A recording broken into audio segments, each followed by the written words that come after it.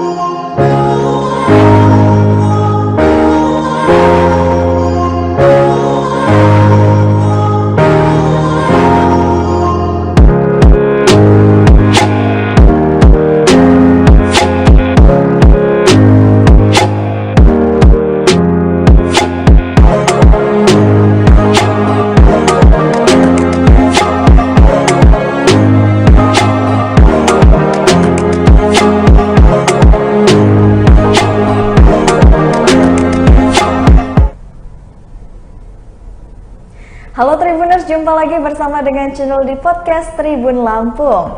Tribuners, kali ini Cunul sudah kedatangan tamu yang pastinya sudah sangat istimewa sekali. Di sini sudah ada tamu kita yaitu Pak Erwan Bustomi dari Ketua KPU Provinsi Lampung. Halo Pak Erwan. Ya, makasih Mbak. Iya, gimana kabarnya Pak? Sehat? Alhamdulillah sehat. Sehat ya. Oke. Nah, walaupun masih dalam situasi pandemi, kita harus tetap sehat ya Pak ya. Apalagi kan kita sudah mau menyambut pemilu nih Pak ya. Nah, kalau sudah ada Pak Erwan di sini Tribuners, artinya kita akan berbincang masalah pemilu nih ya di tahun 2024 nanti Pak Erwan. Nah, mungkin untuk membuka obrolan kita dengan Tribuners semua di rumah pada hari ini, Pak Erwan bisa ceritakan nggak sih atau gimana nih, kan kita ketahui pemilu serentak ini akan kita adakan di 2024 nanti ya Pak. Ada pileg, pilpres, ada pilgub ya Pak, serentak. Nah itu kira-kira jadwalnya seperti apa tuh?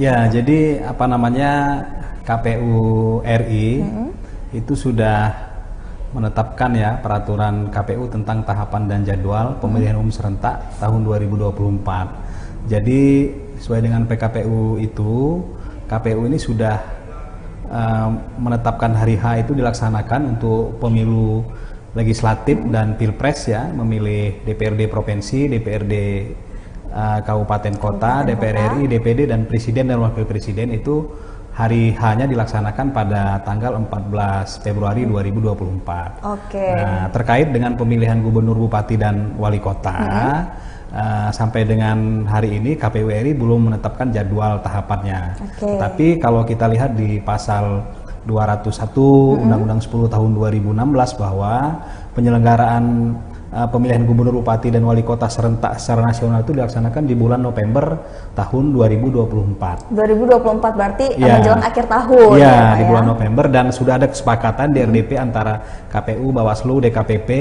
lalu pemerintah ya, Kemendagri dan Komisi 2 bahwa pemilihan gubernur, bupati, dan wali kota itu dilaksanakan pada tanggal 27 November 2024 seperti itu. 27 November 2024. Artinya kan menjelang akhir tahun. Berarti kan yang kita dulu kan berarti pilpres ya, Pak pileg ya. Dan pilpres. Nah, kira-kira untuk pilpres sendiri persiapannya seperti apa nih Pak? Ya, sudah ada persiapan dari KPU? Apa namanya, pasti dong persiapan, karena pasca menyelenggarakan pemilihan kepala daerah serentak tahun 2024, KPU RI ya, KPU provinsi dan kabupaten kota itu sudah mempersiapkan pelaksanaan tahapan pemilu serentak tahun 2024. Nah, di undang-undang kan jelas tuh bahwa penyelenggaraan pemilu itu selambat-lambatnya dilaksanakan 20 bulan sebelum hari pemungutan penghitungan suara. Nah, sejak 14 Juni yang lalu itu tahapan pemilu kita itu sudah dimulai. Dimulai dari 14 Juni yang lalu. Lalu kita juga di provinsi dalam proses tahapan pemilu ini sudah melakukan sosialisasi tahapan jadwal dan pemilu kepada stakeholder secara langsung ya. Kita beraudiensi dengan Forkopimda dan seluruh stakeholder terkait dan difasilitasi oleh pemerintah provinsi.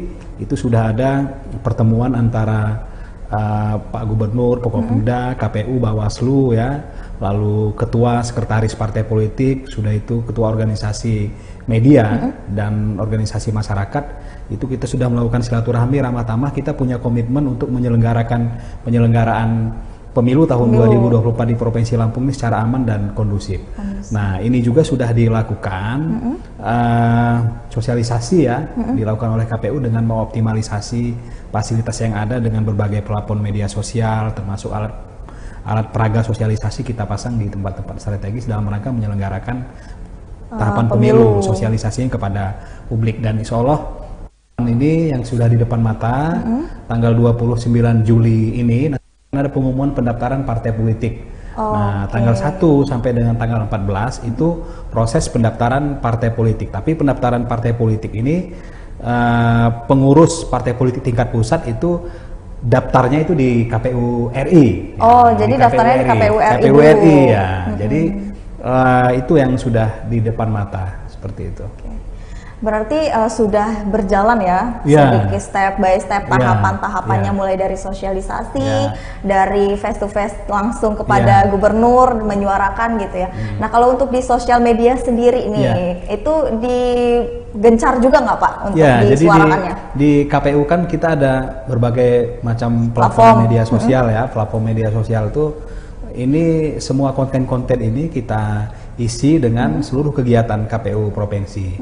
Nah, begitu juga di teman-teman kabupaten kota juga melakukan sosialisasi lagi berbagai macam platform media sosial yang kita miliki. Termasuk ada beberapa memang aplikasi yang memang bisa diakses masyarakat secara langsung juga. Seperti misalnya Lindungi Hakmu. Nah, di sana ada aplikasi Lindungi Hakmu yang bisa di-download oleh siapa saja di Play Store ya.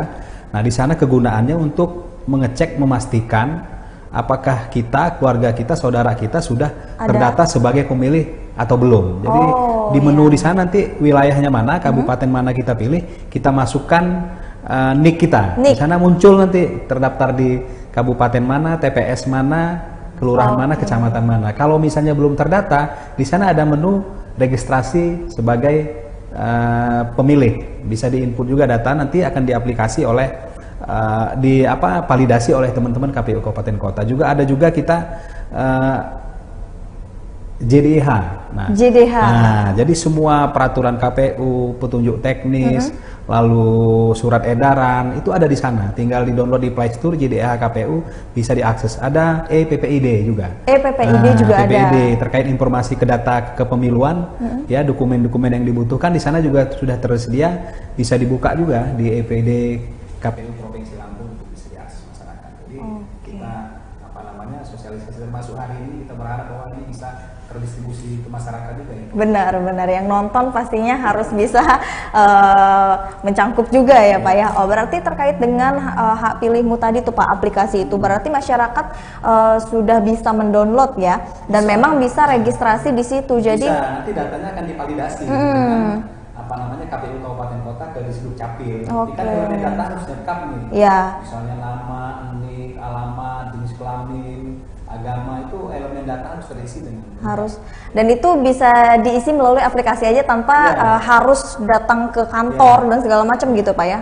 Oke, itu salah satu mempermudah sekali untuk karena kan kita juga nggak boleh melewatkan hal itu ya Pak, karena kan kita apalagi yang sudah 17 tahun ke atas pasti kan punya hak pilih gitu. Nah, hak pilih itulah Tribuners yang harus kita gunakan untuk kita memilih nanti nih calon-calon di pemilu di 2024 nanti. Kalau misalkan Tribuners belum terpilih, khususnya untuk warga Lampung nih Pak ya, belum terdaftar, belum juga teregistrasi gitu. Nah, mungkin nanti Tribuners bisa bisa download ya beberapa platform yang sudah dijelaskan tadi. Salah satunya ada Lindungi Hakmu.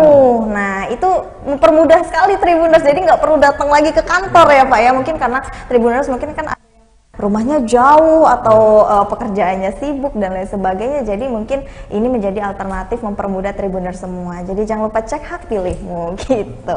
Nah, untuk kegiatannya sendiri, berarti kegiatan yang akan dilakukan terdekat ini KPU provinsi apa tuh Pak? Ya, jadi yang terdekat kita lagi menunggu ya. Nanti kan pendaftaran partai politik itu tanggal 1 sampai dengan Agustus. Daftarnya di KPU RI. Pasca itu akan ada verifikasi administrasi. Jadi verifikasi administrasi partai politik ini terkait dengan persyaratan dokumennya, administrasi itu dilakukan oleh KPU RI melakukan verifikasi administrasi, lalu KPU Kabupaten Kota akan melakukan verifikasi administrasi terhadap keanggotaan partai politik yang 1000 atau 1/1000 setiap kabupaten. Nah, dilakukan oleh KPU Kabupaten Kota. Setelah melakukan verifikasi administrasi, nanti partai politik yang lulus verifikasi administrasi, ada 9 parpol ya yang sekarang ada di parlemen, yang memenuhi ambang batas parlemen threshold 4% di pemilu 2019 itu verifikasinya hanya administrasi. Tapi ada partai politik yang baru yang berbadan hukum, yang lulus verifikasi administrasi nanti akan dilakukan verifikasi faktual, termasuk di kami KPU provinsi akan melakukan verifikasi faktual terhadap kepengurusan partai politik, KSB, Ketua Sekretaris Bendahara, lalu memverifikasi keterwakilan perempuan, memperhatikan 30%, lalu verifikasi terhadap keberadaan sekretariat partai politik. Ini akan melakukan verifikasi karena KPU provinsi datang langsung ke sekretariat atau kantor tempat si parpol itu. Nah, teman-teman kabupaten kota selain 4 hal ini yang dilakukan verifikasi secara faktual, mereka juga memverifikasi status keanggotaan secara faktual kepada anggota partai politik yang sudah terdata di Sipol. Jadi memang semuanya harus terdata ya Pak ya, mulai dari keanggotaan, sekretariat sampai dengan anggotanya yang masih aktif atau yang tidak aktif lagi itu harus ada data terbarunya gitu. Sekarang saat ini partai politik sedang menginput data mereka, dokumen persyaratan dan keanggotaan ke Sipol. Jadi akses Sipol itu sudah diberikan kepada 38 partai politik yang berbadan hukum ya secara nasional, lalu ada 7 partai politik yang berbadan hukum di Provinsi Aceh. Nah, akses Sipol itu diberikan oleh KPU RI kepada pengurus DPP melalui admin partai politik. Jadi mereka lah yang Sipol ini KPU RI kepada partai politik pengurus pusat. Jadi sekarang sedang berlangsung proses input data ya oleh partai politik. Jadi prosesnya ini lagi nginput data gitu ya prosesnya di Sipol. Oke. Nah, kalau untuk dari legislatif sendiri nih Pak ya, adakah hal yang krusial yang menjadi evaluasi KPU berdasarkan pengalaman pileg terakhir? Ya, memang penyelenggaraan pemilu 2019 itu kan pasti sama ya dengan 2024 karena memang regulasi kita masih sama. Jadi kita masih memakai Undang-Undang 7 tahun 2017. Nah, proses penyelenggaraan pemilu tahun 2019 itu kan memang secara teknis penyelenggaraan itu tidak ada masalah yang sangat krusial. Saja memang di Lampung kan ada wilayah-wilayah kita terkait dengan distribusi logistik itu kan menjadi tantangan yang berat. Misalnya di daerah-daerah terpencil. Pesisir Barat ada Waiharu. Waiharu itu kemarin saya baru dari Pesisir Barat hari Jumat kemarin. Di Waiharu itu sampai dengan pemilu 2024 sudah bisa dipastikan jalannya tetap seperti yang pemilu 2019 lalu. Jadi hanya bisa diakses oleh gerobak sapi ya. Oh gitu. Hampir 1 dengkul ya, di sana karena dia melalui hutan kawasan ya. Oh, jadi dia melewati hutan dulu untuk bisa akses ke desanya. Ini ya. Jadi akses kita hanya bisa menggunakan gerobak sapi sebagai alat kendaraan untuk menghantarkan logistik. Ini kan menjadi tantangan. Benar. Belum lagi daerah-daerah yang belum blank spot. Tapi informasi terbaru kita memang sekarang beberapa provider yang lagi membangun jaringan internet di beberapa kabupaten. Mudah-mudahan nanti di 2024 tidak lagi ada blank spot. Lalu di 2019 juga memang ada saudara-saudara kita yang menjadi penyelenggara di KPPS yang memang karena beban kerja yang tinggi, ada yang sakit, dari hasil masukan rekomendasi Ikatan Dokter Indonesia, lalu UGM ya, masukan-masukan ini disampaikan kepada KPU RI dan hasil evaluasi KPU RI, dan itu sudah dibahas di rapat koordinasi nasional kami bahwa penyelenggara badan ad hoc KPPS ke depan itu nanti usia maksimal 50 tahun. Maksimal 50 tahun. Jadi memang sekarang sudah ada batas usianya ya, Pak. Maksimal 50. Jadi insya Allah mudah-mudahan dia dalam kondisi sehat, tidak ada komorbid. Iya, benar. Penyakit bawaan, sehingga mudah-mudahan bisa diantisipasi ya. Benar. Peristiwa 2019 terkait dengan peristiwa musibah saudara-saudara kita yang meninggal dunia ini. Insya Allah mudah-mudahan. Lalu ada wacana yang sedang dipersiapkan KPU RI itu, teman-teman mahasiswa ini nanti dalam program Kampus Merdeka Belajar ini nanti akan ada kerjasama antara KPU dan kampus aku. Jadi mahasiswa yang kuliah-kuliah ini bisa menjadi penyelenggara KPPS di desa asalnya masing-masing atau kelurahan atau desa masing-masing. Dijadikan mitra kita dalam rangka mengantisipasi ya. Nah, terkait dengan mitra tadi Pak, dengan Kampus Merdeka, artinya kan dengan mahasiswa yang memang itu berasal dari tempat tinggal mereka. Adakah tahapan pendaftaran ataupun seperti apa gitu, atau memang yang sudah tergabung gitu langsung bisa jadi partner, atau harus melalui proses verifikasi, tahapan pendaftaran dan lain sebagainya gitu dulu Pak? Ya, jadi sampai hari ini kan baru wacana yang dipersiapkan. Nanti pasti ada aturannya ya, ada peraturan KPU tentang rekrutmen penyelenggara badan ad hoc termasuk KPPS, ada petunjuk teknisnya nanti sana akan diatur ya. Kita juga di provinsi, kabupaten, kota sedang menunggu karena memang regulator ini regulasi yang membuatkan KPU RI. Jadi kami hanya mengimplementasikan ya, mengkoordinasikan teman-teman kabupaten kota. Mudah-mudahan nanti diatur di sana. Ya. Tapi sepanjang ini kan persyaratan menjadi KPPS itu kan memang dia warga setempat berusia minimal 17 tahun gitu kan. Sudah itu dia pendidikan minimal SLTA begitu. Nah, ini pasti dong teman-teman mahasiswa kan mempunyai persyaratan yang dibutuhkan itu. Insya Allah mudah-mudahan bisa terpenuhi syarat administrasinya.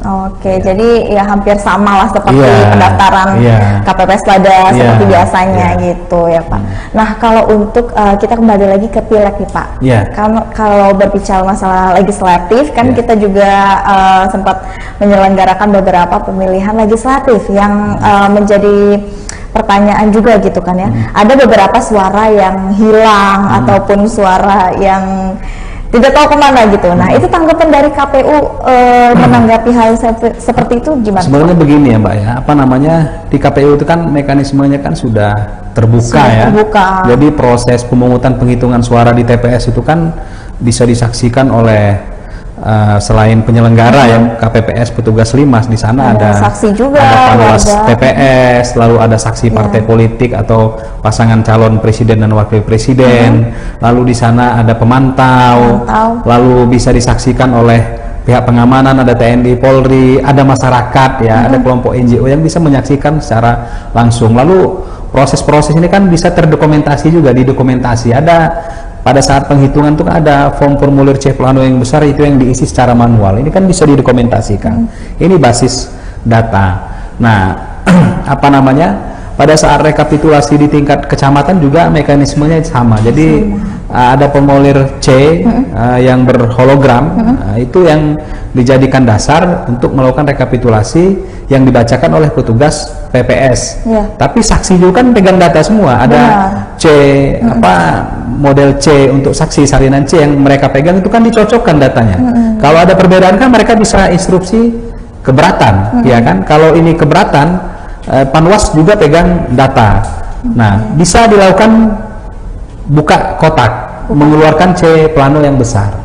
Nah, misalnya di pemilu 2019 yang lalu ya, karena saya sudah di provinsi juga ya, ada memang partai politik yang merasa keberatan terhadap proses rekapitulasi di tingkat kabupaten, karena kan di provinsi itu membacakan model kabupaten, model DB namanya, formulirnya yang dibacakan hasilnya itu keberatan. Nah, mereka memiliki data-data misalnya untuk sandingan mereka. Nah, itu kita minta KPU kabupaten kotanya untuk melakukan penghitungan ulang. Jadi kita memastikan bahwa semua keberatan-keberatan partai politik di proses penghitungan rekapitulasi di semua tingkatan itu kan kita akomodatif selagi ada bukti-bukti otentik penunjang.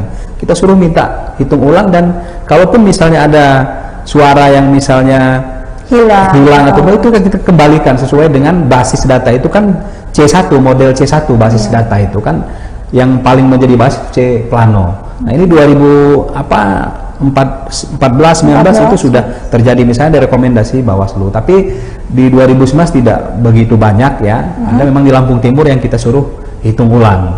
Nah ini apa namanya peristiwa seperti itu, dan kita memastikan bahwa dengan proses keterbukaan ya, informasi yang begitu cepat, saya rasa semua bisa dijamin suaranya itu bisa utuh sesuai dengan perolehan partai politik atau calon di masing-masing partai politik, termasuk pasangan presiden dan wakil presiden di pemilu 2024 yang akan datang. Yang pasti bahwa masyarakat peserta itu harus ikut berpartisipasi mengawasi seluruh proses tahapan yang kami selenggarakan. Insya Allah kita akan terbuka kepada publik seperti itu. Nah, kalau misalkan terkait dengan gugatan ada suara yang hilang, itu pastinya KPU maupun Bawaslu pasti memfasilitasi jika itu benar. Nah, ada kriterianya nggak yang kira-kira menjadi persyaratan benar suara itu hilang dan diproses jadi, gitu? Kan pada saat proses rekapitulasi ya, setelah penghitungan di TPS itu kan semua formulir C1 itu kan diserahkan kepada saksi ya. Lalu ada yang berhologram dan C plano itu masuk kotaknya KPU, ada satu kotak ya. Nah nanti kan apa namanya ada keberatan misalnya dari saksi partai politik atau dari Bawaslu ya, kan nanti akan disandingkan datanya. Nah jika ada indikasi memang, maka kita akan hitung ulang kembali. Kita buka kotaknya di mana, TPS dari C1 itu. Dari C1. Ya, jadi saksi C1 saksi, C1 Bawaslu dan C1 yang apa namanya punya KPU itu akan dibacakan secara ulang mana yang benar. Banyak juga peristiwa yang seperti itu. Misalnya kita lakukan hitung ulang, ternyata yang punya KPU ya udah benar sesuai dengan plano yang ada, sesuai dengan C1 berhologram, sama dengan punya Bawaslu. Ini terjadi juga. Nah, setelah misalnya nanti sudah penetapan perolehan suara itu sudah ditetapkan oleh KPU, sudah ditetapkan calon terpilih, kan ada juga apa mekanisme keberatan partai politik itu, misalnya sengketa di Mahkamah Konstitusi, bisa apa namanya mengajukan sengketa ke Mahkamah Konstitusi melalui pengurus tingkat pusat partai politik masing-masing. Jadi ruang-ruang itu tentu terbuka. Untuk seluruh peserta seperti itu. Oke. Nah kalau untuk terkait dengan pilpresnya sendiri nih, Mas, kalau untuk hal di pilpres yang krusial di Lampung itu kira-kira ada nggak? Ya kalau pilpres ini kan nasional ya, apa namanya? Polarisasi di masyarakat itu kan karena ini apa politik ya, pasti dinamika sosialnya pasti besar ya. Kalau 2019 polarisasi itu kan cebong, kampret itu kan terbangun di daerah pusat-pusat perkotaan misalnya. Media massa yang apa namanya bukan media massa, media sosial ya, media sosial yang misalnya akun nggak jelas itu mengujar kebencian, berita hoax di mana-mana. Nah peristiwa-peristiwa di 2019 tidak menutup kemungkinan akan terulang di 2024 sehingga perlu antisipasi nih dari kita semua. Makanya KPU di Provinsi Lampung itu menggandeng seluruh stakeholder untuk mengantisipasi ini. Nah sekarang ini kan polarisasi mungkin bisa terjadi, tapi dengan sistem pemilu kita yang sekarang di tahun 2024 ini kan misalnya begini, di pemilu 2024 itu ada pertarungan seluruh partai politik untuk menang menjadi peserta pemilu. Pasti bertarung nih, peserta juga bertarung, caleg-caleg bertarung di semua tingkatan untuk menang. DPD juga mau menang, tapi ada rem di sana. Itu mereka ada juga koalisi partai politik mendukung pasangan capres cawapres. Nah ada koalisi kan, jadi koalisi ini kan bisa mengurangi resistensi juga. Nah setelah pilpres berlangsung ya, di tahun yang sama kita akan menyelenggarakan pemilihan gubernur, bupati dan wali kota. Maka di tingkat provinsi, di tingkat kabupaten kota, partai politik pendukung ini juga akan ada koalisi-koalisi partai politik. Ini kan bisa mengurangi resistensi juga. Dan masa kampanye kita di pemilu 2024 ini 75 hari saja. Kalau dulu di pemilu 2019 kampanye kita kan sebanyak 203 hari. Cukup panjang memang. Nah, pertarungannya panjang juga di area kampanye ini. Nah, ini 75 hari waktu yang pendek. Di tingkatan-tingkatan provinsi, kabupaten, kota akan ada koalisi partai politik mengusung calon gubernur, bupati, dan wali kota. Hingga ini bisa menghindari polarisasi ya, polarisasi di masyarakat karena ada persatuan-persatuan elit-elit politik di daerah untuk mengusung. Karena kan dia tahun yang sama setelah memilih legislatif dan pilpres.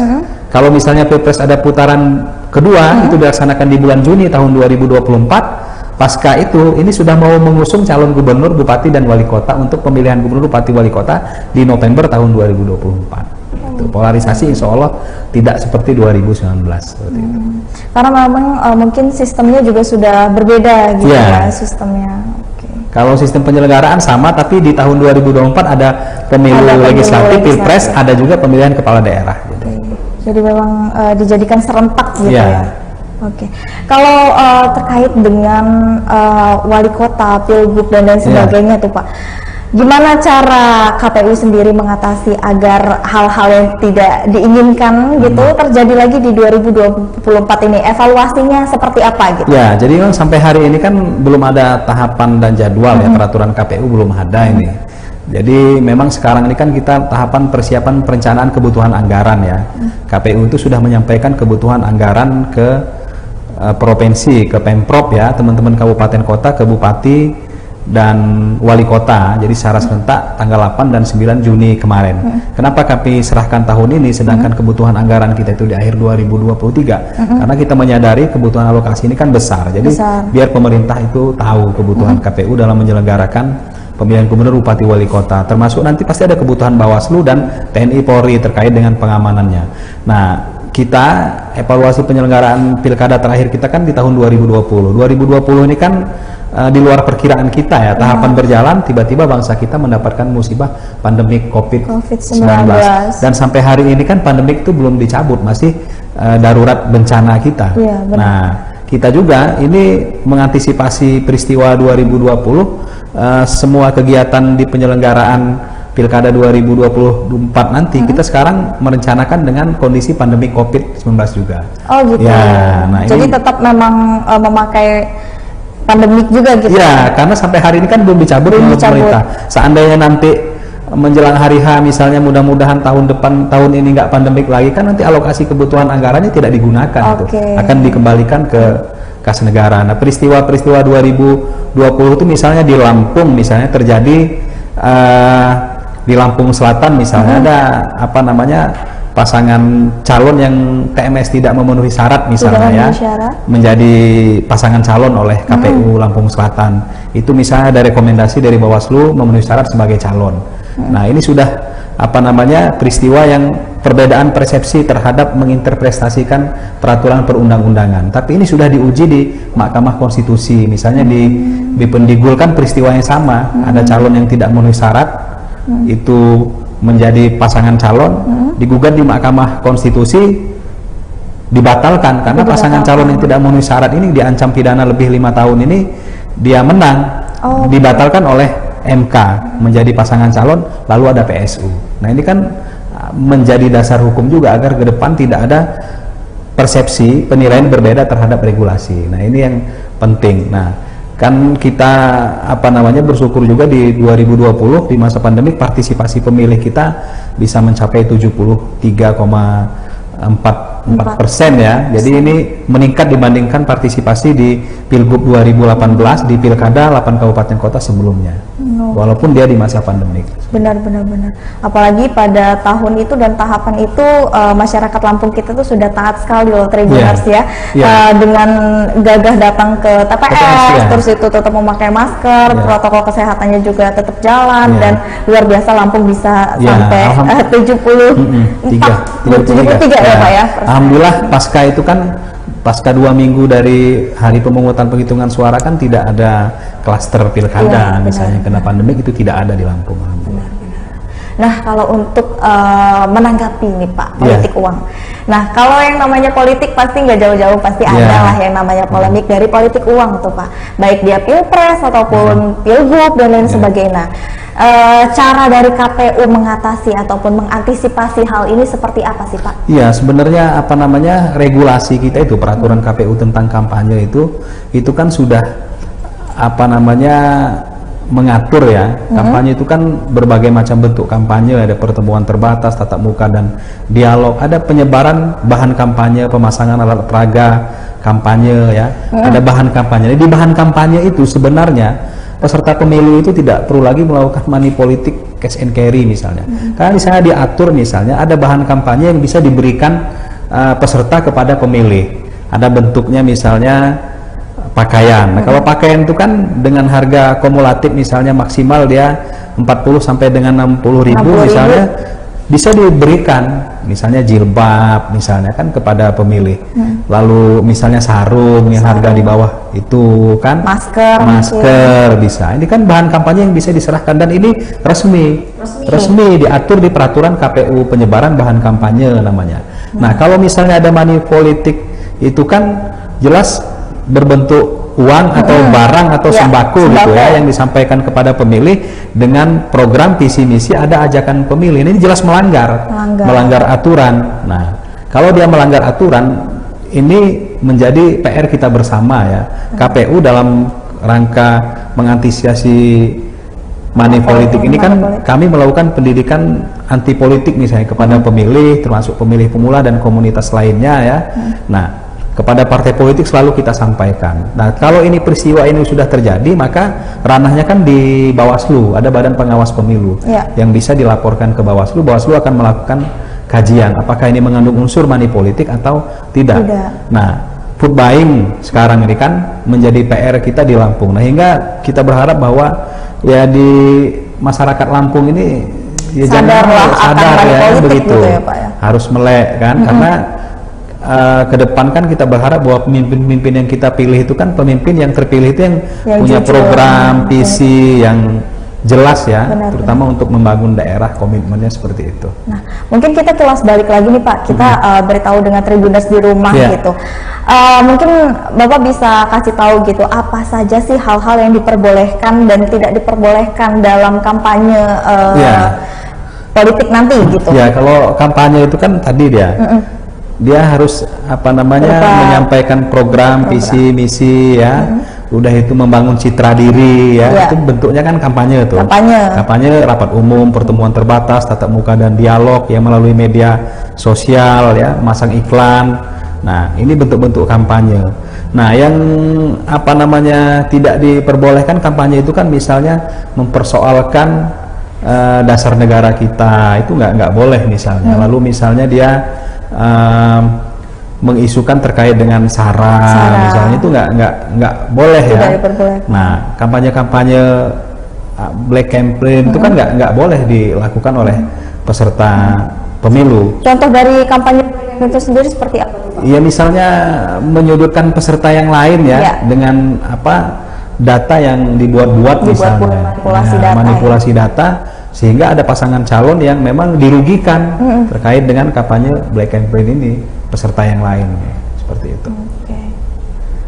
Nah, terkait dengan regulasinya sendiri, untuk regulasi black campaign dan juga money politik, apakah dari KPU sendiri itu lebih kuat regulasinya untuk di tahun 2024? Ya, jadi kalau money politik ya, termasuk black campaign tadi kan, itu kan ada sanksi pidana ya, sanksi pidana pemilu yang diatur di Undang-Undang 7 tahun 2017 itu jelas nih pidananya seperti apa. Nah, domainnya ini kan adanya di Bawaslu, ada peraturan Bawaslu nanti yang mengatur itu secara teknis. Jadi kalau KPU itu kan langkah pencegahannya saja supaya ini tidak terjadi begitu. Tapi kalau misalnya sudah terjadi, maka domain pengawasan ya, memberikan sanksi ya administratif atau dia pidana pelanggaran ini, maka Bawaslu yang bisa mengkaji itu seperti itu. Dan regulasinya memang di Undang-Undang 7 tahun 2017 ya, masih yang ada beberapa hal yang perlu dievaluasi ke depannya, karena kampanye ini kan unsurnya harus kumulatif ya. Jadi ada misalnya money politik, ada penyampaian uang misalnya kan, di sana juga ada penyampaian ajakan untuk memilih misalnya, ada program, ada visi misi, ada citra diri misalnya. Kalau misalnya dia cuman kasih uang saja tapi tidak ada yang lain, cuman kasih geletakin aja, ya nanti pasti di Gakumdu Bawaslu akan jadi bahasan juga ya. Begitu. Terkait untuk hak pilih suara nih Pak, biasanya kan hak pilih suara ini menjadi perbincangan juga nih publik gitu kan. Ada yang suaranya segini lah, berpaling dan lain sebagainya gitu. Kalau dari KPU sendiri sejauh ini kesiapannya seperti apa tuh? Ya, jadi hak suara ini kan tadi itu ya, pemilih kita kita ini setiap bulan ini melakukan pemutakhiran data pemilih berkelanjutan. Jadi teman-teman KPU kabupaten kota itu selalu mengupgrade data kita, data pemilu kita yang basis datanya itu untuk 7 kabupaten yang tidak pilkada 2020 itu data terakhir pemilu legislatif 2019. Untuk teman-teman 2020 yang menyelenggarakan pilkada itu data terakhir BPT pada saat pilkada. Nah, basis data ini menjadi bahan kami KPU untuk melakukan pemutakhiran data pemilih berkelanjutan. Nah, memastikan masyarakat sudah terdata atau belum, lalu memasukkan pemilih yang usianya mencapai 17 tahun sudah berKTP elektronik sebagai pemilih, ya, menghapus data pemilih yang anomali, menghapus pemilih yang sudah meninggal dunia di DPT, menghapus pemilih yang misalnya ditemukan masih ada ganda pemilih antar desa, antar kecamatan, antar kabupaten, antar provinsi, itu kita hapus datanya. Nah, itu kita lakukan sepanjang bulan ya, sampai dengan nanti di bulan September tahun 2022 ini. Nah, di bulan Oktober kan tahapan kita masuk ke pemutakhiran data pemilih. Jadi ada DP4 yang disampaikan ke Mendagri kepada KPU RI. Nah, itu nanti kita dapat datanya dari KPU RI, nanti kita mutakhirkan. Jadi ada pemutakhiran data pemilih untuk pemilu 2024. Prosesnya panjang dari Oktober nanti sampai dengan tahun 2023. Nah, terkait dengan ini secara teknologi tadi saya sampaikan ada aplikasi Lindungi Hakmu. Nah, agar masyarakat tahu udah masuk apa enggak sebagai pemilih. Kalau belum, input datanya, dokumennya secara lengkap, elemen datanya di sana. Nah, ini kan untuk memudahkan akses juga. Selain kami melakukan kerja-kerja, nanti pasti ada pencocokan penelitian kalau sudah masuk ke pemilu di Oktober ya, kepada pemilih ditemui secara langsung. Itu juga akan kita lakukan. Ada daftar pemilih sementara kita umumkan, nanti setelah daftar sementara baru dia menjadi daftar pemilih tetap. Nah, masyarakat harus aktif ini. Kalau selama ini kan terkait dengan pemilih ini kan masyarakat kan nggak aktif, dia pasif. Nanti pada saat menjelang 3 hari sebelum pemungutan penghitungan suara baru ribut nih. Saya belum dapat surat pemberitahuan untuk memilih C6, ya kan? Ini terjadi biasanya. Nah, keluarga saya belum terdata. Nah, harapan kita dengan proses-proses ini masyarakat jadi aware ya, dia bisa aktif, memastikan diri. Karena ini kan kedaulatan. Jadi hak yang paling fundament itu kan salah satunya yang paling hakiki itu hak dasar kita adalah memilih pemimpin kita, dan ini secara konstitusional diatur di Undang-Undang 45 gitu. Jadi hak kita harus kita laksanakan dong. Nah, seperti itu. Jadi tidak ada lagi pemilih yang tadi itu kececer atau nggak tahu nih kira-kira udah terdaftar atau belum gitu kan ya. Nah, kalau untuk dari KPU sendiri ada nggak sih sosialisasi terkait hal itu tadi tuh Pak ke masyarakat? Ya, kalau di DPD sudah kita sosialisasikan ya. Berbagai pelapon media kita kepada partai politik, karena setiap bulan kan kita lakukan, dan kita ada rapat-rapat koordinasi dengan stakeholder ya, Forkopimda ya, partai politik itu kan di kabupaten kota 3 bulan sekali dilaksanakan, di kami 6 bulan sekali untuk sosialisasi. Nah, kita berharap bahwa semua stakeholder ini kan ikut mensosialisasikan juga. Nah, nanti pada saat tahapan pemilu melakukan pemutakhiran data pemilih untuk pemilu serentak, tahapan-tahapan ini pasti akan tersosialisasi secara maksimal, karena kita ada petugas KPPS, nanti ada petugas PPDP namanya, petugas pemutakhiran data pemilih, Pantarlih. Nah, ini nanti akan datang ke rumah-rumah penduduk, memastikan mendata pemilih yang sudah masuk atau belum di ada namanya A4 KWK. Jadi daftar pemilih kita, potensi pemilih itu kita bawa melalui petugas PPDP kita ke rumah-rumah langsung. Nanti kalau sudah terdata berapa pemilihnya di setiap rumah, nanti kan akan ada stiker ditempel di rumah masing-masing. Lalu nanti akan ada pengumuman daftar pemilih sementara. Insya Allah mudah-mudahan tersosialisasi ya secara baik kepada masyarakat, karena proses pemutakhiran data pemilih ini panjang ya, sepanjang masa. Nah, terkait dengan proses pemungutan suaranya sendiri, mekanismenya seperti apa tuh Pak ya 2020? Ya, pemungutan penghitungan suara ini kan sampai hari ini peraturan KPU yang terbaru belum ada ya. Nah, kita peraturan KPU itu kan yang baru ada baru jadwal tahapan dan jadwal pemilu. Lalu sekarang ini kan pendaftaran dan verifikasi itu sudah disetujui oleh DPR RI, tinggal diundangkan.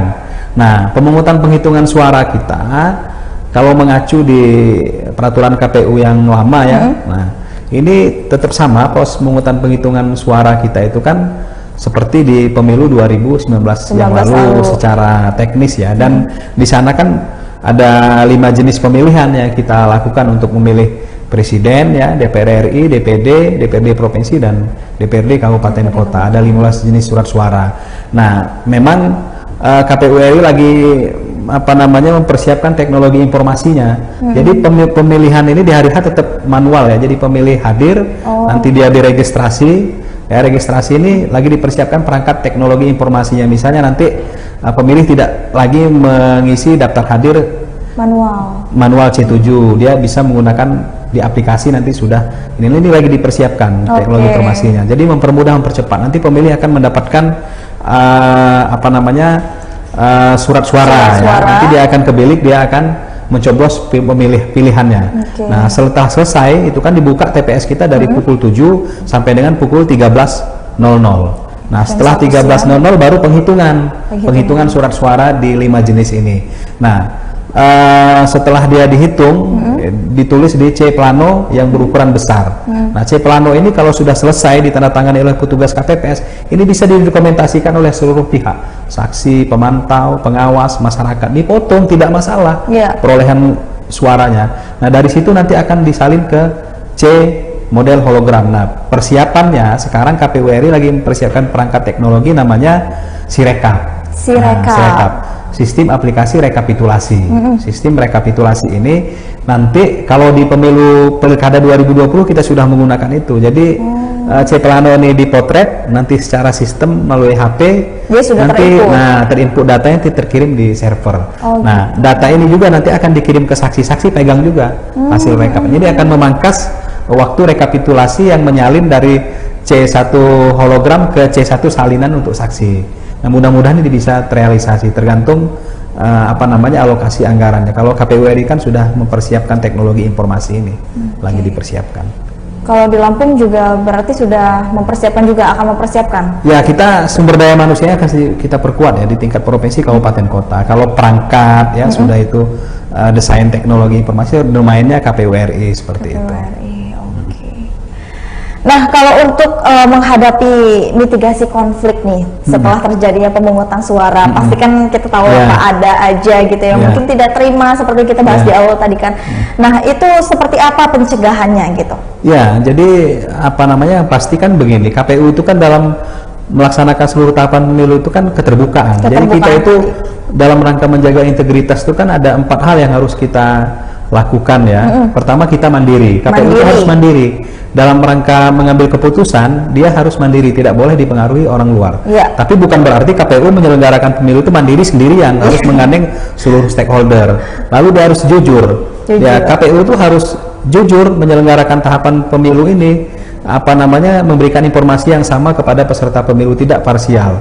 Lalu dia selain juga adil dong kepada peserta pemilu ya, secara adil dan setara, tidak membeda-bedakan peserta pemilu. Yang terakhir itu akuntabilitas. Jadi kalau akuntabilitas ini terpercaya, dia dilaksanakan pemilu sesuai dengan aturan dan regulasi. Ini antisipasi kita terbuka. Nah, kalau ini sudah kita lakukan, pasti trust, kepercayaan peserta dan masyarakat ya pemilih itu kepada KPU akan terbangun. Nah, kalau misalnya masih ditemukan di proses rekapitulasi tadi kan ada jalur-jalurnya, ada bukti otentik ya, bisa kita akomodasi, kita lakukan penghitungan ulang di setiap rekap berjenjang kita. Rekap itu kan dari setelah pemungutan penghitungan suara TPS ada rekap di kecamatan. Di sana terbuka juga. Nah, bisa dihitung ulang di sana. Di tingkat kabupaten juga pasti akomodatif terhadap keberatan peserta atau Bawaslu yang ditunjang bukti otentik. Di KPU provinsi juga begitu. Sama akan kita lakukan.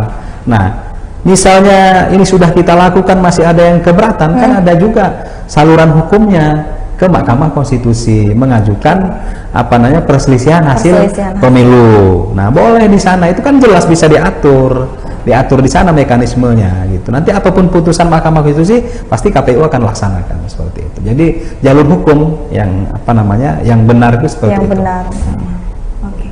Nah, kalau terkait dengan proses rekrutmen nanti itu Pak, untuk PPK-nya atau PPS, KPPS itu seperti apa? Ya, kalau tahapan ini kan masih bersifat umum ya, tapi informasi yang kita dapatkan di Oktober November ini kan sudah akan dimulai rekrutmen penyelenggara badan ad hoc. Jadi PPK terlebih dahulu. Nah, setelah PPK nanti akan ada rekrutmen PPS, panitia pemungutan suara. Nah, kalau KPPS itu kan direkrut 1 bulan menjelang hari pemungutan penghitungan, jadi sekitar Oktober 2024. Tapi yang di depan mata ini PPK dan PPS. Ini nanti kan akan ada diumumkan ya. Jadi penyelenggara badan ad hoc PPK PPS itu kan persyaratannya sama, usia minimal 17 tahun, pendidikan SLTA ya, lalu dia sehat jasmani rohani, tidak pernah melakukan tindak pidana dan sebagainya. Nah, ini akan diumumkan kepada publik ya, akan dilakukan seleksi terbuka. Kalau di 2020 kemarin, selain seleksi administrasi yang kita lakukan, kita melakukan seleksi menggunakan CAT namanya, seleksi tertulisnya.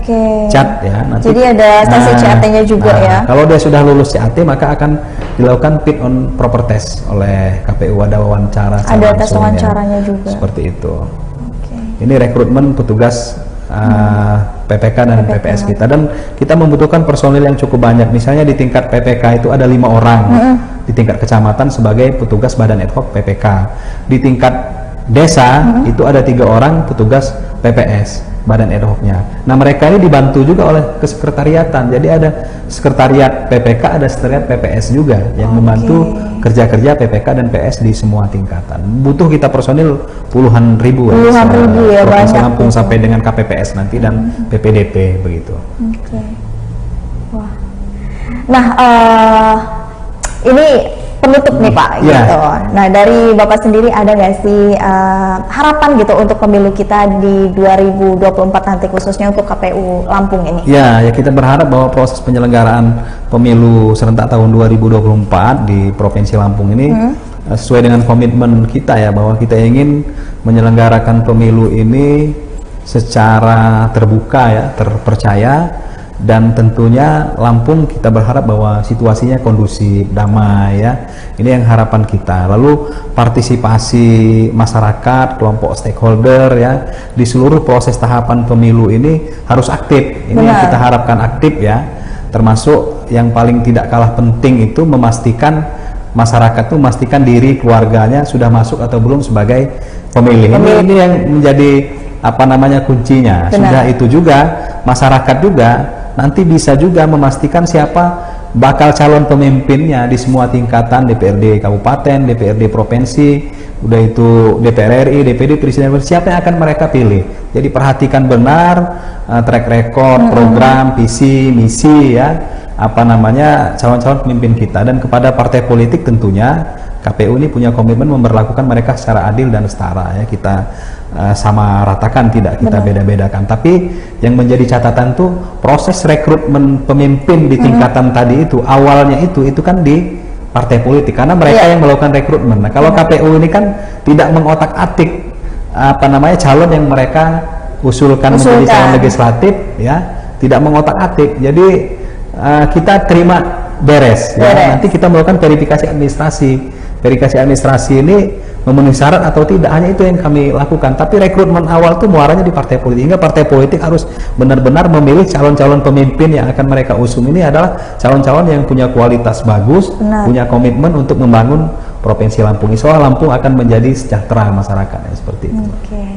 Nah, kalau untuk dari pemilihnya, untuk khusus masyarakat Lampung nih Pak, ada nggak untuk pesan-pesannya mungkin? Ya, kalau masyarakat tadi saya sampaikan bahwa pastikan diri kita, keluarga kita sudah terdata sebagai pemilih. Di pemutahiran data pemilih berkelanjutan maupun nanti pemutahiran data pemilu kita di 2024 dengan mendownload di Play Store aplikasi Lindungi Hakmu. Nah, ini yang sudah pasti di depan mata dan menjaga situasi damai, kondusif, tidak mudah terprovokasi ya, berita-berita hoax, ujaran kebencian ini pasti dong. Jadi kalau ada berita-berita yang nggak jelas jangan ditelan mentah-mentah ya.